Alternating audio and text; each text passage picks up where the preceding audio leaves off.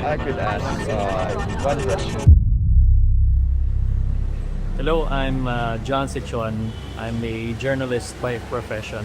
I've been working as a journalist for 5 years, and I'm the current Cebu Chairperson of the National Union of Journalists of the Philippines. Hello, I am Reina Aureo, Editor-in-Chief of ang Suga publication, the official student publication of Cebu Normal University. Hi, I'm Max Limpag. I cover Cebu for Rappler.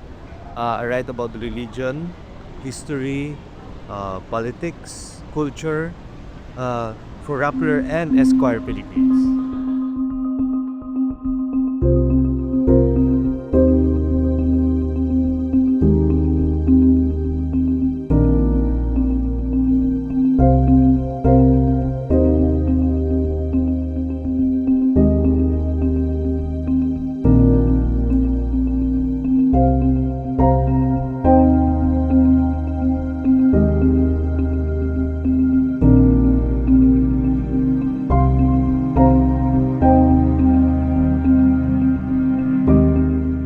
Now, if I could ask one question to a journalist, is that how would you deliver to the people a proper message without any bias, without any personal bias, and making sure that your information or facts is very credible and has many sources or good sources?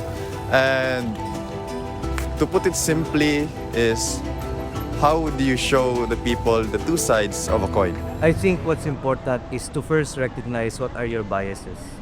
So you have to be aware in order to guard against it. I always make sure that every piece of information that is being disseminated to the public has underwent a very excruciatingly tedious editing process. As journalists, I think it's really important. We take pride in calling ourselves light bearers. So we have to make sure that this light is all encompassing. It has to be unbiased. It should not be selective. When we deliver the news, the means that we utilize are primarily focused on things that are objective.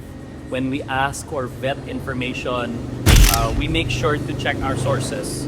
Check their background and then check the documents side by side. These are objective methods that we utilize. And in fact, this is an advice to the reporters. You get more than what you think TP. Sometimes we have, because of the amount of work that you need to, we're sometimes tempted to say, this is more than we have.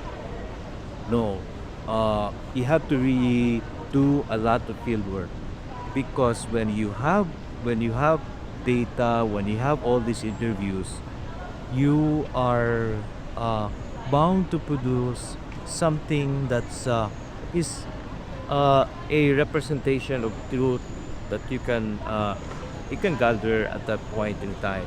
If I'm biased, then I'm biased towards the truth. I'm biased towards the social good. I'm biased towards democracy. It's more of, this is what the people are saying. And if we choose to believe in something, at least we believe in the truth. I would like to ask them on how giunsa nila prepare ilahang report. Not to be biased, to be clean, and then mas maayo tingay nga more knowledgeable gid sila. Syempre, I don't use CTTO.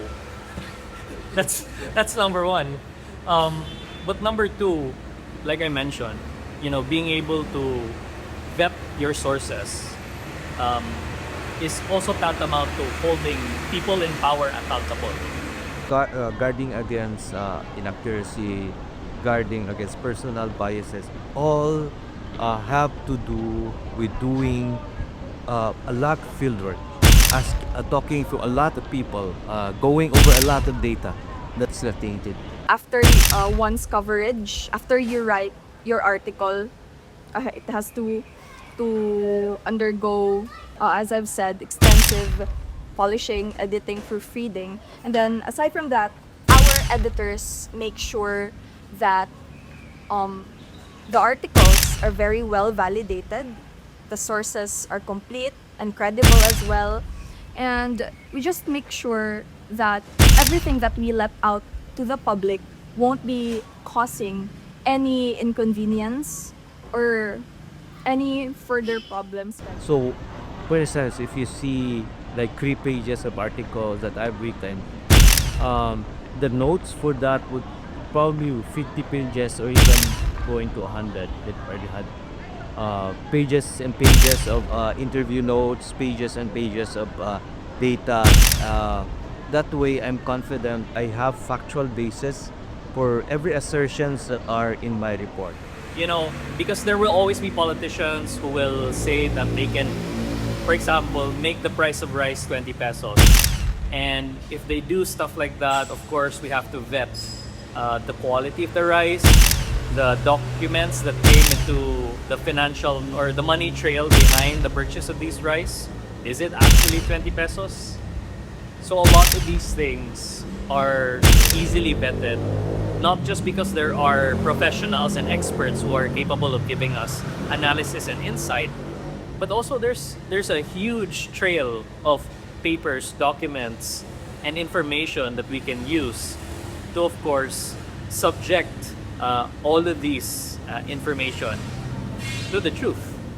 Basically, accuracy is our foundation in the publication, and as I've said, we take pride in calling ourselves light bearers. And if we fail to do so, if we fail to be bearers of light, if we spread darkness instead of light, so mo na siya, we won't be true to our core. That's where the terminology "shedding light on the truth" comes from, you know, and that's how we know if something is riddled in dirt or not. Okay, so my question would be, what will be your priority? Would it be for the betterment of the people or for the betterment of your company? People, syempre. We wouldn't be the outlet I work for wouldn't be here today if we didn't prioritize the people and everything that we wrote. I believe a publication that is self-serving is not serving at all. So, yeah, mao na siya. Everything that we do it with purpose. And our purpose is to inform, is to entertain, and to shed light and to spread the truth to the student body. That is our core as journalists, I believe. That gives us purpose. That is our purpose. We wouldn't be around if it was just for the interest of the company. If people wouldn't be asking us to write stories about these things, about the killing of innocents, about extrajudicial killings, about human rights violations.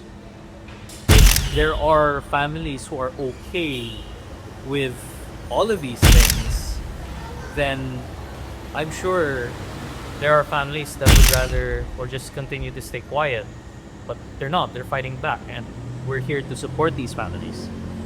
So, I think for journalism, the first mission is to make sure that all these organizations, media organizations, survive.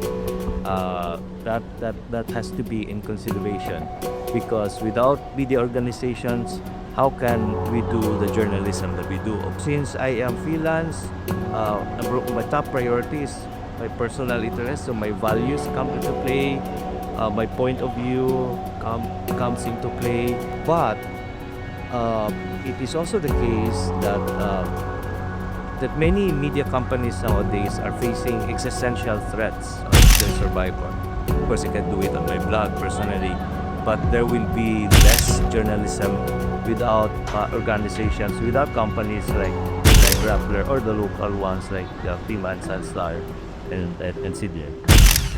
I would ask if what topic they think should be brought into the light today. So what topic do they think has not been brought too much attention as of late that should be given attention? I think that's what I would ask. Kana yung lack of student spaces, because for everyone's information, Cebu Normal University is a very, very cramped place.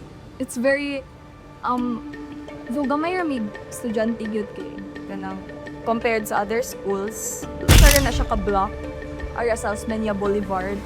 And the students there are really trying their best to learn despite the environment na dili conducive for learning.